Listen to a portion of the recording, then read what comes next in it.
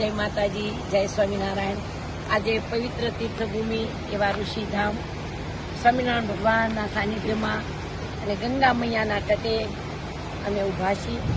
3.5 दिवसनु अनुष्ठान करवानी माताजी प्रेरणा थी अमे भाई घरना हूँ भावनाबेन अमे बधाई पधार्या छी। तो अत्यारे आ जे सानिध्यनी अंदर अमे उभा छी तो जे ऋषिकेशनी अंदर आपणे शिव पुराण करवा माटे पधार्या था ए नजारो याद आव्यो। हयु भराई गयो के मां आ एक जीव आवी अने अनेक सरुडाने साथे लई आवे छे अने अनेक जीवात्माने खुश करे छे।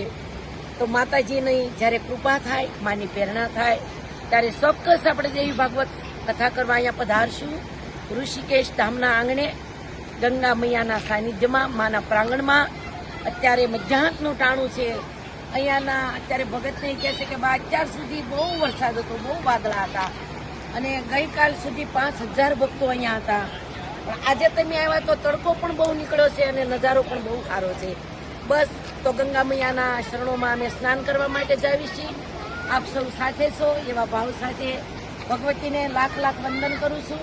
ગંગા મૈયાનો નજારો લે ભાઈ, ફરતો ફરતો નજારો બધો લઈ લે। બહુ સરસ ગંગા મૈયાને પણ સંદેશો આપું છું કે આવતે વર્ષે અથવા 2 વર્ષે 2.5 વર્ષે જ્યારે યોગ થાય અને માં તમે બોલાવો તે મારા સોરુડાને લઈ તમારી ગોદમાં આવીશ।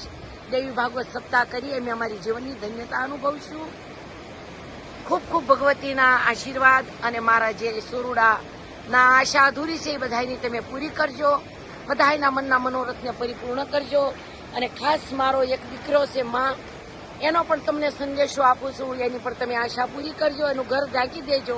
એટલે વહેલા ગંગા મૈયા અમે તમારા સાનિધ્યમાં આવી એવા ભાવ સાથે મા જગદંબા હૃદયપૂર્વક તમને આરાધના કરું છું। બોલીએ ગંગા મૈયાની જય। જ્યાં ચાંદા ને સૂરજના તેજરે અને એવી મારી ગંગા મૈયા વહેતી રહે એવા માં તમારી ગંગાની જેવી સરવણી છે એવું અમારા જીવનની અંદર તમે સરવણી પૂરી દેજો। નિર્મળતા વાળું જીવન આપજે માં। કોઈના દુખે દુખી ને કોઈના સુખે સુખી માં એવી તું કૃપા કરજે। બોલીએ ગંગા મૈયાની જય। અને જે ઋષિકેશના આંગણે જે આપણે સરસ મજાનું શિવ પુરાણ કર્યું હતું એ હોલ ખૂણામાં રહી ગયો છે।